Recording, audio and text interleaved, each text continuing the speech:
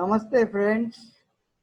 I, along with my co-author and presenter of this webinar, are indeed glad to welcome all of you at this 11th webinar of Hariyali 25 on Saturday, 18th July 2020.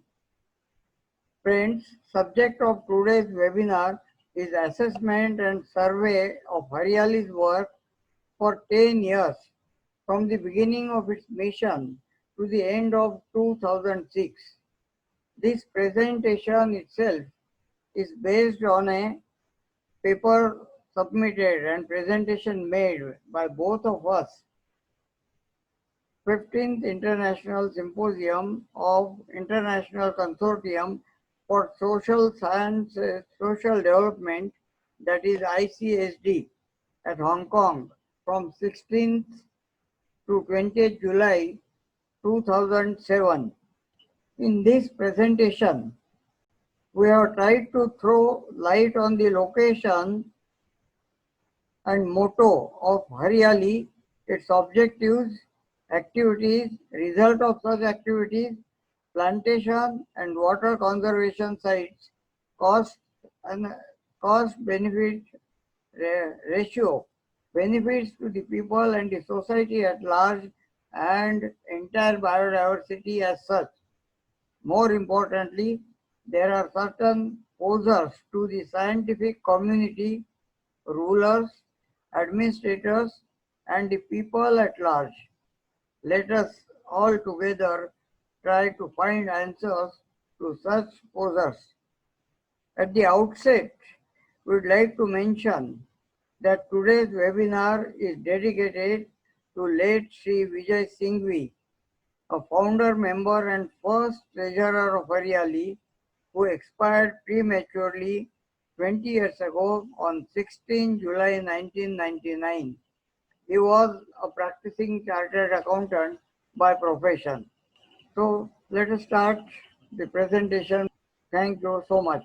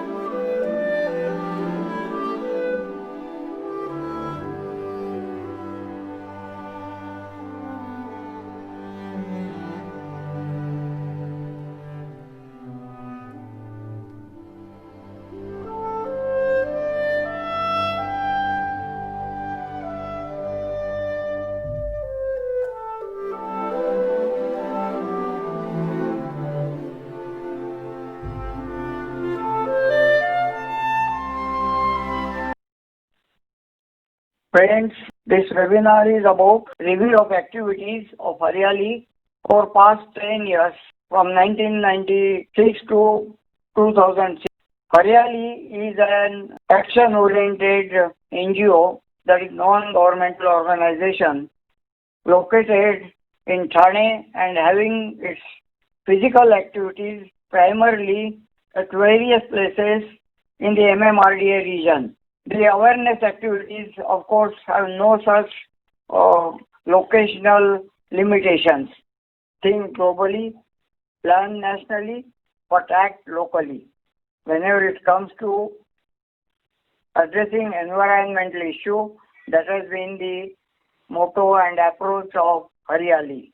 Think globally, plan nationally, do whatever you want to do after putting the national interest in front of you, and then act locally, because unless the thinking, unless the thought process is supported by action, and that action has got to be locally.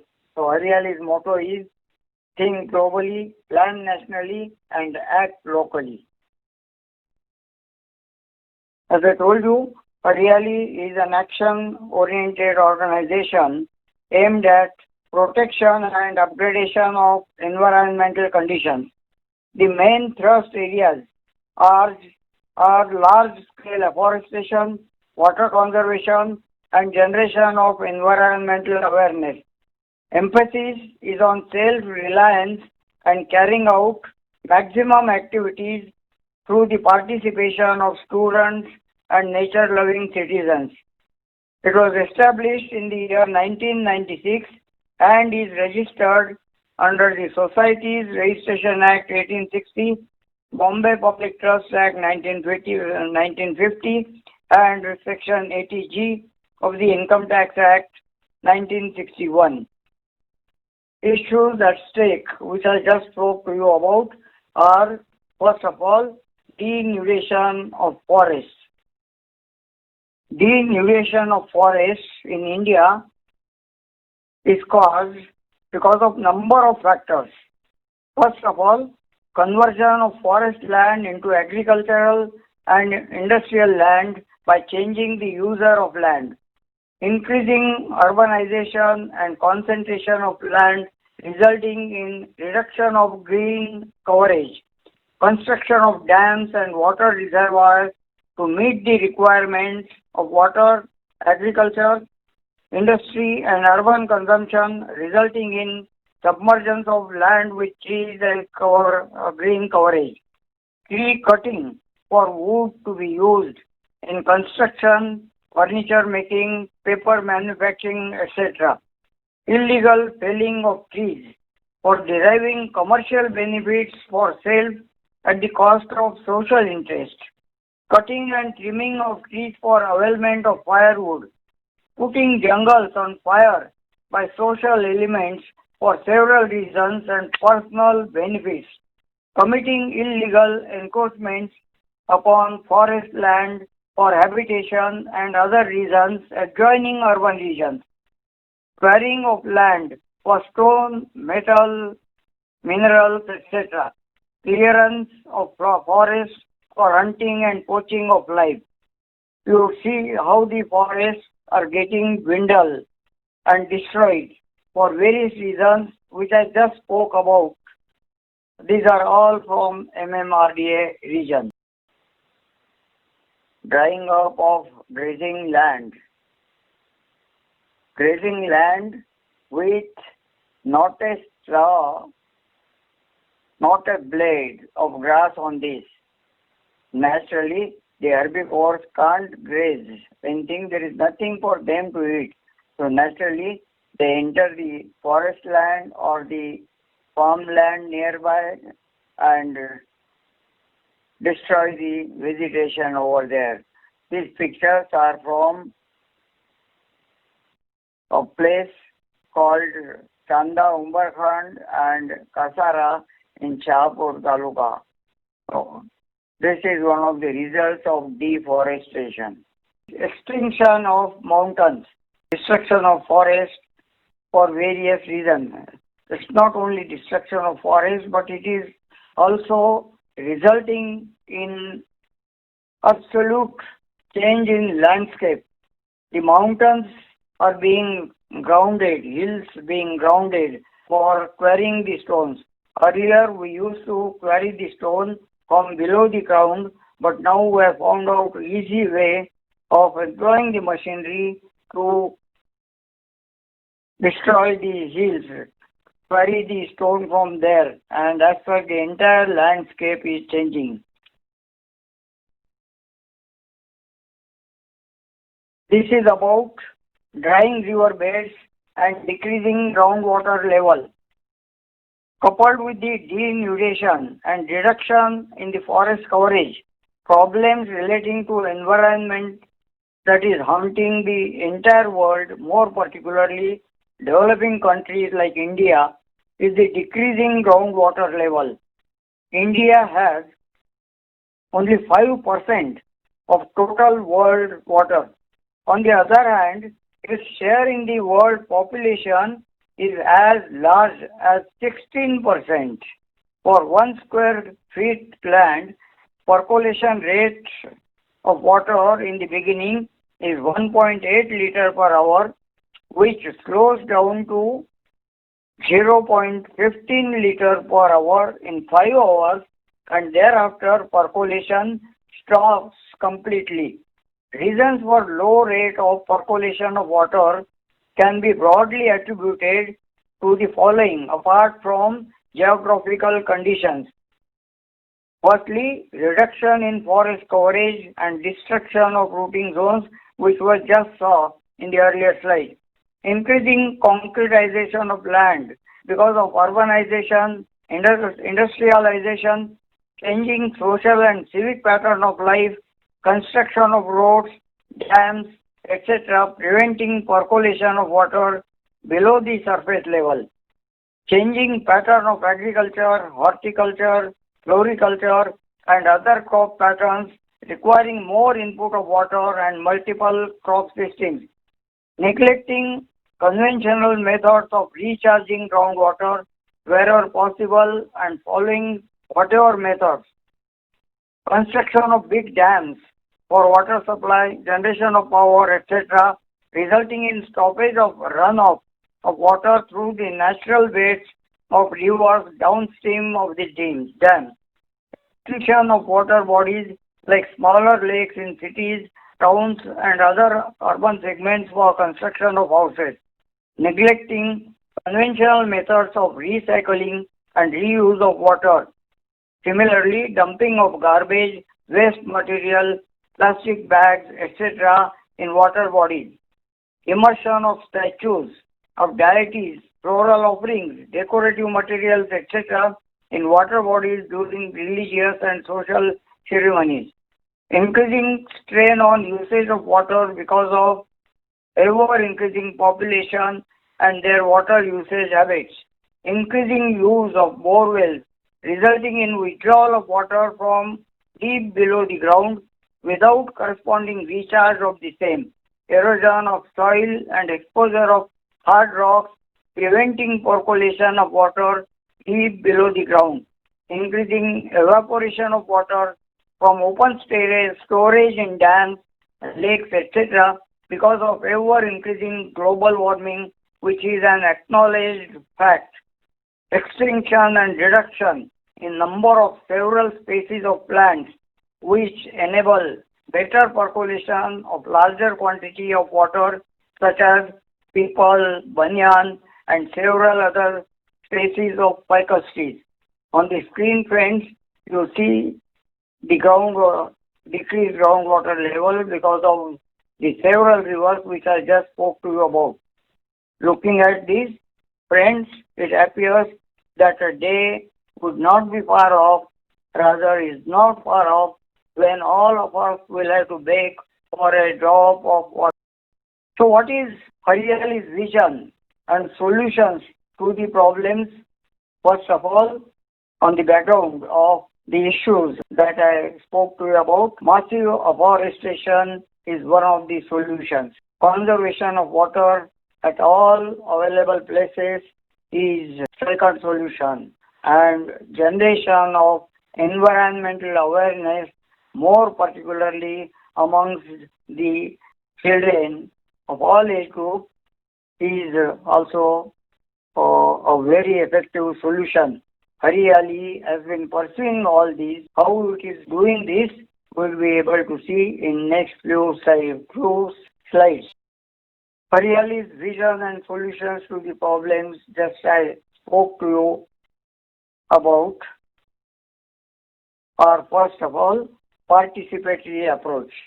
I spoke to you about massive plantation and conservation of water at all available places.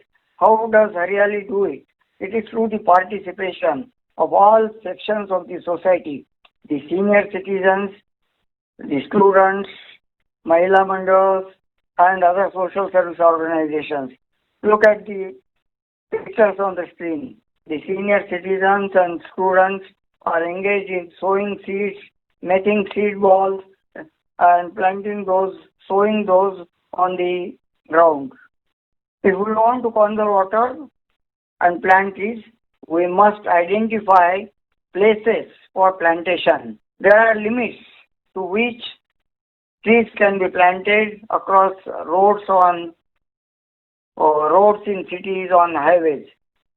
So various places that Hariali has identified over the years after a deep survey are, first of all, across the pipelines supplying water to cities like Thane, Mumbai and other metropolitan regions. You can plant trees across across the pipelines, which would also provide coverage to the pipeline for reducing the loss of water due to evaporation. Mountainous slopes, barren lands, mountain tops, etc. These are some of the identified slides. Hariali's plantation-related activities. These involve seed collection. Seeds are collected from the parks, from below the trees in the parks, across roadside, etc. All this is being done, friends, again, I would like to repeat, through voluntary efforts of people at large, participation and involvement of people at large, various sections of society. Look at the senior citizens who have been collecting seeds in the park, in the gardens, etc. Such seeds are then, after collecting, getting packed in the smaller pouches for taking those to sowing sites, seed sowing sites, as also for distribution amongst various sections of the society. Such seeds are directly sowed on the ground, on the soil. On the screen in your pictures, you see in the first picture, you see the seeds being sowed, and in the third picture, the seeds germinating and growing into trees. In the second picture, you see the Hariali activists making seed balls for sowing those, for throwing across the mountainous slopes where they can get germinated. In the last picture, you can see the students participating in seed sowing activity. Packing of seeds in distributable paper pouches that I just spoke to you about. Look at the various sections of the society getting themselves engaged in the seed packing activity.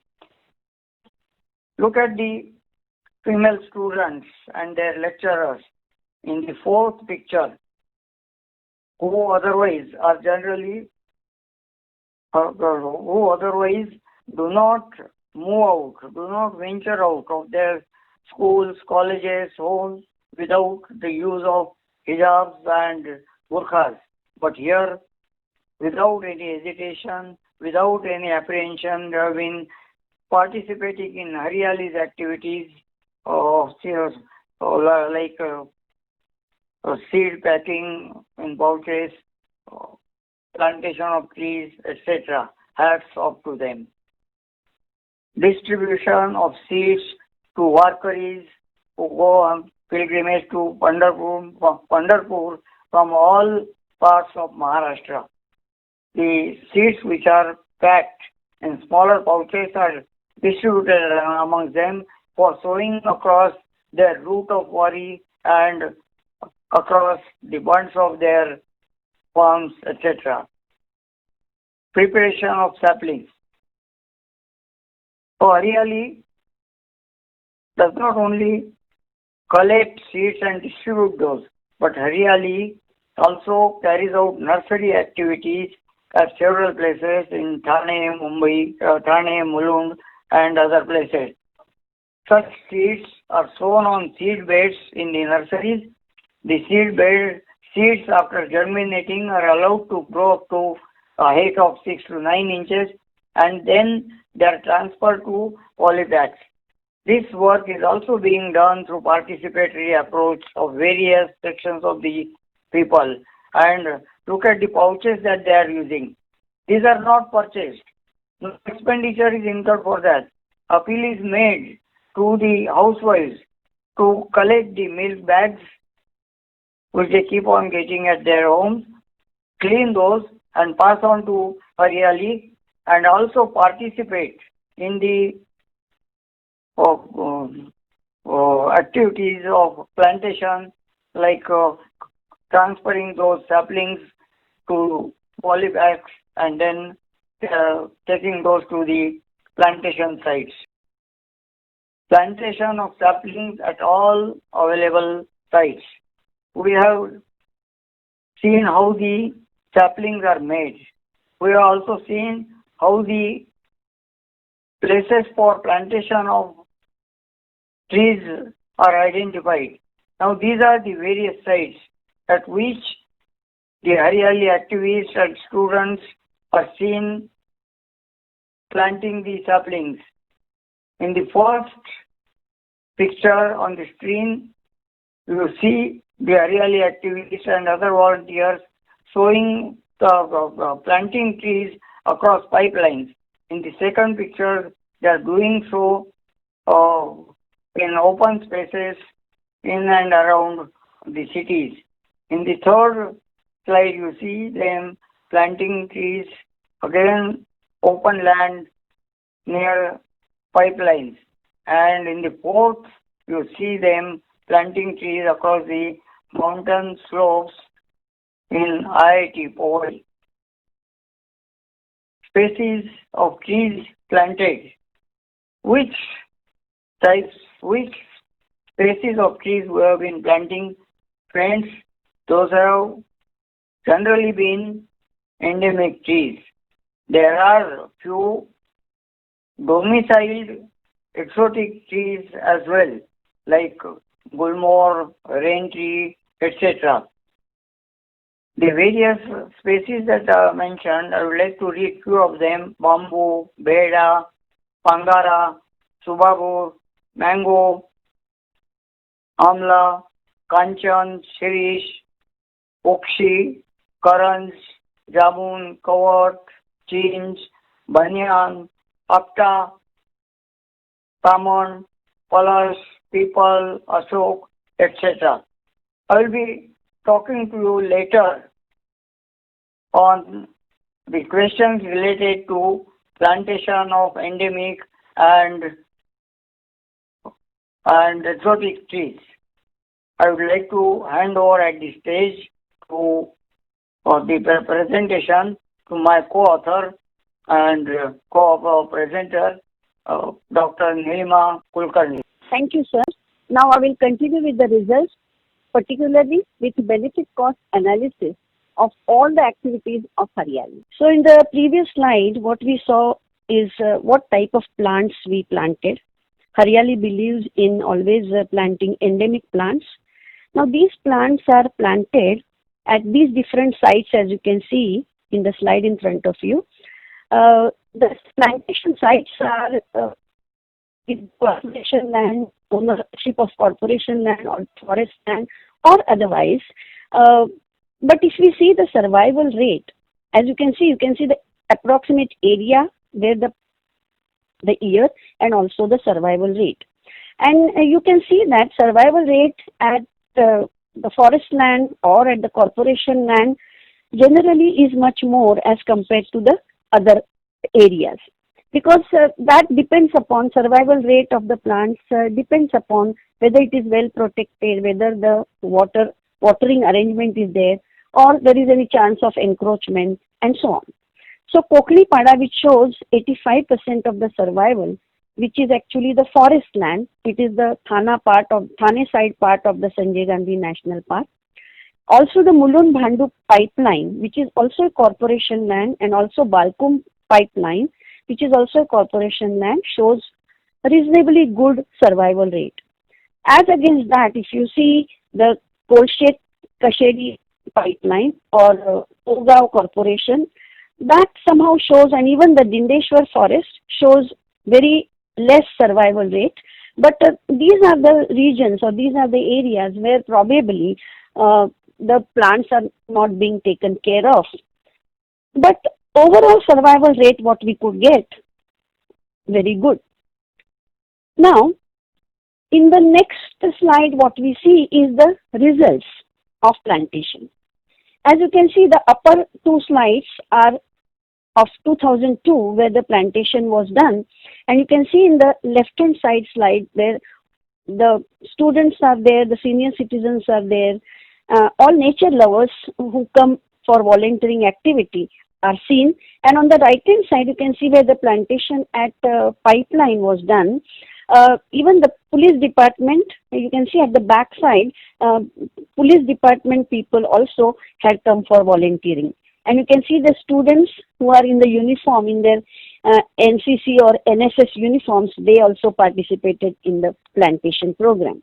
Whereas the down two slides, the lower two slides, which is one is of Koknipada and another one at Balkum Pipeline, you can see the result after 2002, what happened to Koknipada and what happened to the Balkum Pipeline. So it is in 5 years' time, the plantation was successfully growing the trees and the area was quite green in nature. Now, as we move on, as we know, the Haryali has three major thrust areas of its activities like mass plantation, water conservation and awareness. Till now, we saw how the plantation was carried out. Now we come to the water conservation, where we are just showing you the two areas. The upper two slides are the one which, when the activity was done, that is in Koknipada, which is again a Sanjay Gandhi National Park, Thana side. There were some abandoned quarries, and these abandoned quarries were made use of, and on the lower side left, you can see how the water body is created. And in Koknipada, actually, we created, rather Haryali created 5 artificial water bodies or lakes. And as you enter the Koknipada, the first one that comes, that you see, the lake, which is quite reasonably large size water body, which is called as Ganesh Sagar, and that sustains the water up to mid-May or so and supports the wildlife in that particular area. On the right side, what you can see is the Pechepada, where the Bandara is being built, and the result of that is, it is a, Bandara is built in the way of a rivulet, and you can see in the lower side on the right part of the slide where the water is stored, and that in turn will not only be sufficient for the wildlife around there, but also will increase the water table. Well, as we move on, here we are showing the monetary evaluation of contribution of a tree. A fully grown tree, what it contributes to the environment. As you can see, the total value, 1520000, you can calculate how much it is. It is production of oxygen, evolution of proteins from living beings, soil conservation, control of humidity, shelter to animals and birds, purification of environment by removing carbon dioxide. We know that the plants are the primary producers. So they are the one which take the solar energy, can utilize solar energy with the help of the chlorophyll and carbon dioxide and prepare their food, carbohydrates. And this food is then supplied or is used by all the living beings. So basically it is removing of the or lowering the carbon dioxide from the atmosphere and adding oxygen to the atmosphere, soil conservation as we have already mentioned, and supporting animal life of different kinds, animals and birds as we have said, the insects. All these animals are the part of biodiversity, and biodiversity is the driver, I would say, is the driver of ecosystem. So any ecosystem, if it has to sustain, it has to have a very strong biodiversity, and that is what these fully grown trees do to the biodiversity of a place. And one single tree, fully grown tree, actually harbors about 30 different living beings. So that is what is the importance of tree, and that is how we should really go on planting trees. Uh, if we do the benefit cost analysis for the tree, and if the valuation of RA is done, we will realize the need to protect the RA forest, because each tree is valuated at this particular value that you see. Well, then we go to the next slide. We did what is called as benefit cost analysis of all the three major activities of Haryali, that is mass plantation, water conservation, and awareness. Now, basically, benefit cost analysis is a very complex and compact representation of several equations, but we can see that and show that in one particular diagram. Now, data is in a standard format. What is here for the mass plantation that is prepared? It is a people-centric matrix that you can see. On the left-hand side is VO. VO is voluntary organization, which we saw earlier with the survival rate. Then on the top end, we have written the cost, direct and indirect. And on the lower end, we have written the benefit, direct and indirect. Also, we have added that there is always a interaction between the government organizations and the NGOs or voluntary organizations. But what is most important thing is all this finally leads to environmental protection. And that is what is the whole aim of our Haryali or any voluntary organization working in the field of environment. So how the environmental protection is done? It is again the same thing that we already discussed in what does the plant do, a single grown up plant do. All those factors we have written there, the cleaner air, biodiversity, soil conservation, temperature difference, recreation, green belt can be prepared, the species are protected and conserved. Youth is involved. As more and more youth is involved, I think that helps in a longer way. The pollution tolerance index also is affected. So this, in fact, this matrix shows us that the benefits are far more as compared to the cost that is incurred for plantation activity. Similarly, the next one is for water conservation.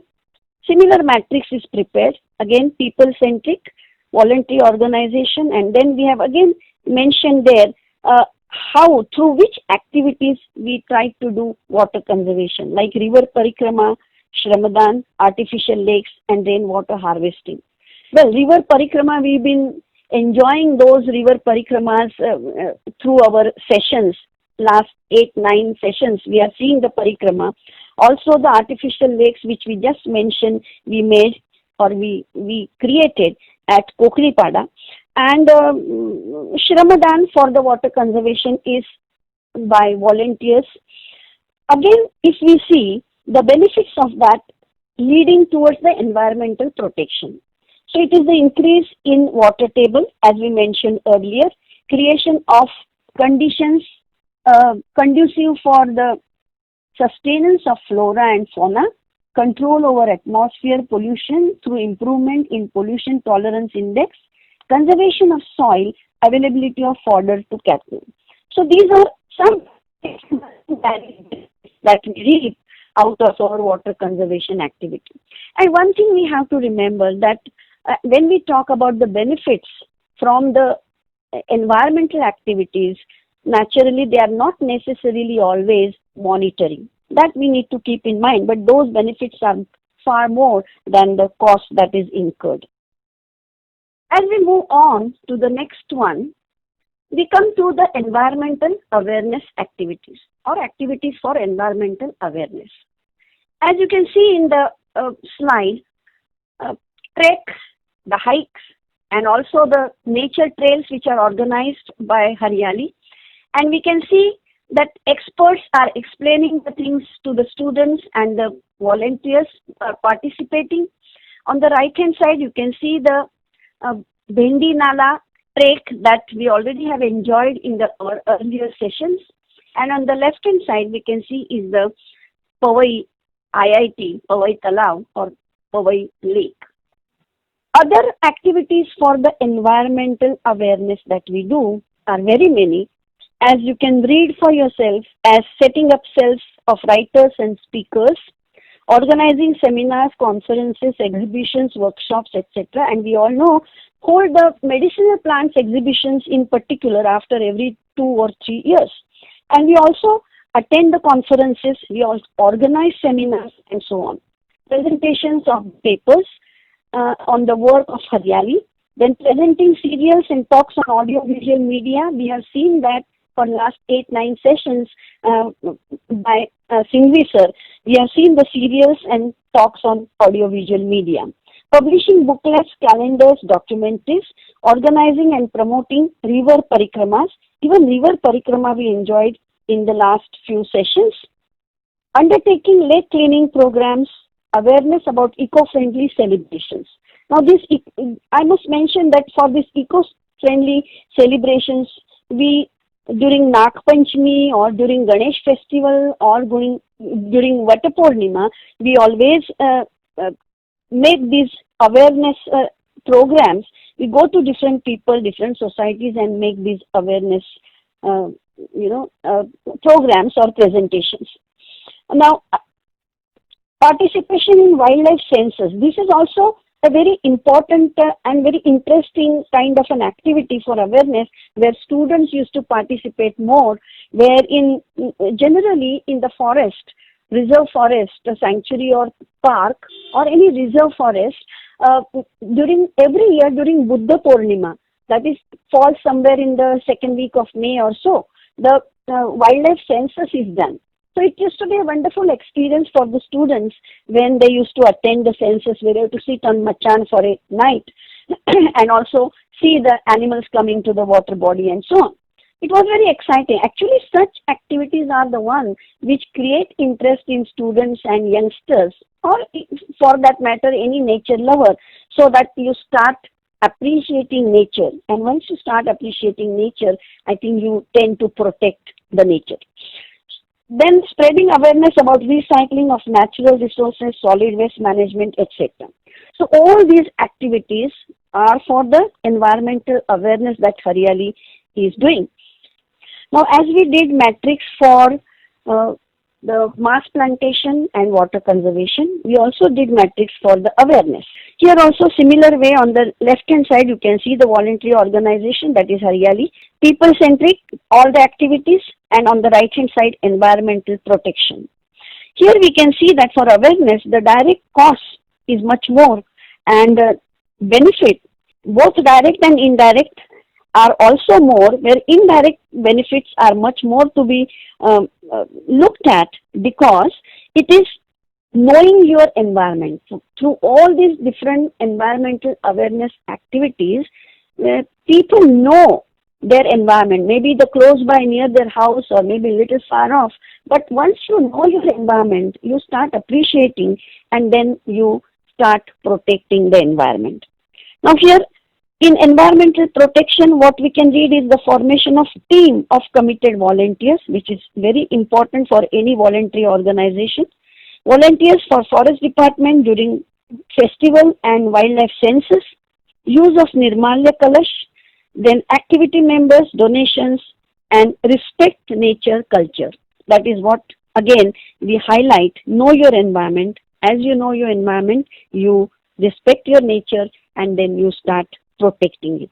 So that matrix itself shows that benefit is far more as compared to the cost. And I again repeat that in case of environmental benefits, the benefits from the environmental activities are not always necessarily in monetary form. It is something more than that. Well, then the highlights of the activities, we just put them together. Participation of more than 20,000 volunteers so far. Regular participation of 50 plus educational institutes, wherein the students, particularly the NSS volunteers and also students in general with their teachers, used to participate. Plantation of more than 2 lakh trees, sowing and distribution of more than these many seeds.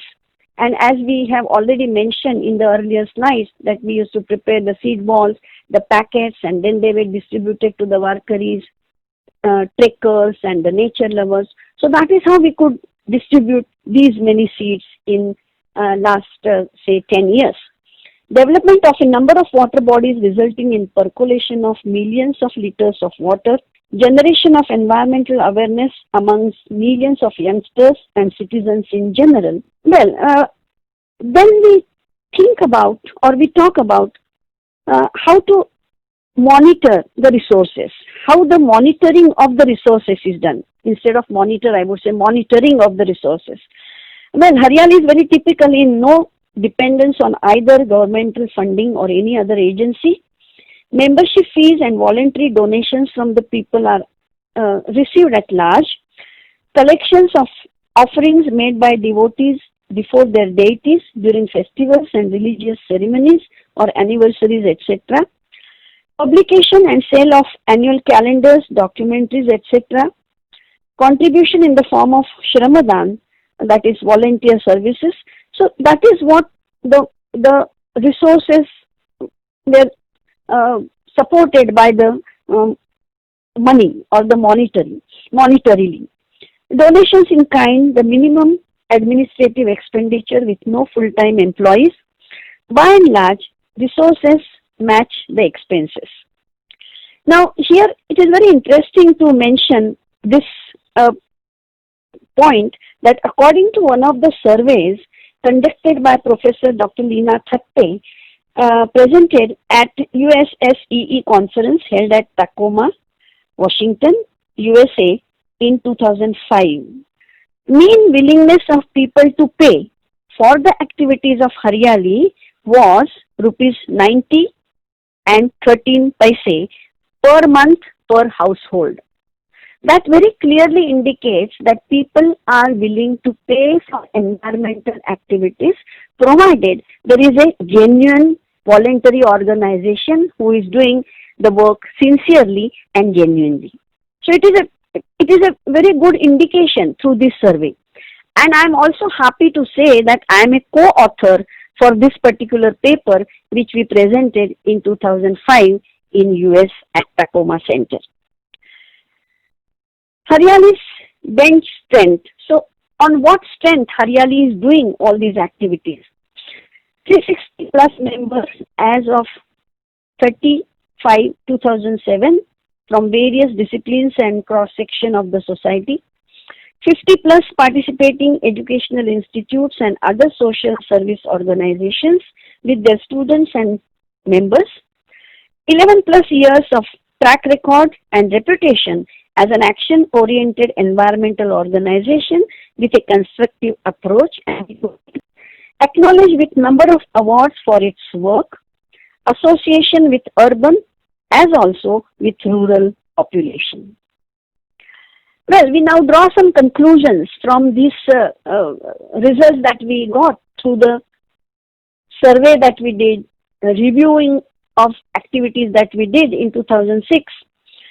Environmental issues can be best addressed through people's participation than through administrative and legislative measures. People are willing to contribute in terms of time, money, and voluntary labor for the cause of environmental protection through credible NGOs. We have already talked about it. I will not repeat it again, that people were ready to pay to Haryali 90 rupees 13 paise for the environmental activity because of its genuinity. Well, direct and indirect benefits of the work and activities of an NGO directed towards environmental protection far more exceed the direct and indirect costs involved. This also we saw in all the three matrices that we saw in the previous slides, that benefits are far more, and once again we need to remember that the benefits in the field of environment are not necessarily always in terms of money.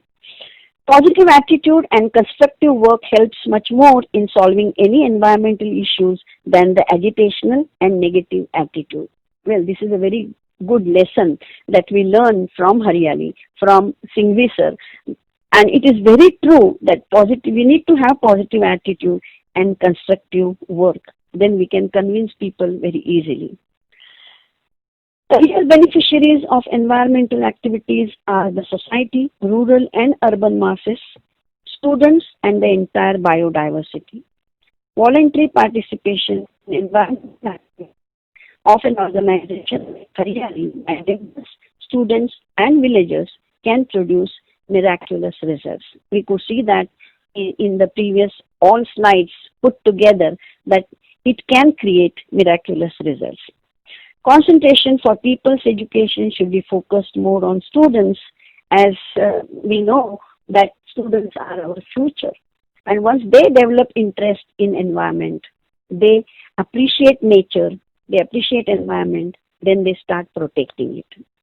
Well, for the next slide, I will hand it over to Singhvi sir. Well, thank you, Dr. Nilima Madam. It has been very kind of you to have participated in this presentation, and I would now like to move to my posers. Friends, after elaborating on the aims, objectives and activities of Haryali, as also the results of such activities and assessment, review of the work that has been done by Haryali during last 10 years, few posers for the scientific community as also for the rulers, administrators, politicians, and for that matter, the entire society. First of all, often we are advised rather to plant trees only which are endemic and not the exotic species. Although what is endemic and exotic is specified, is defined in general terms by our scientists, like a tree which has been grown or which is being grown under the soil conditions of our country for last centuries, number of centuries, are called as domestic species or endemic species. On the other hand, trees or saplings, trees or species which have their origin in countries other than India, more particularly the trees or species which have come to India are from African countries and South American countries. They are called as exotic trees.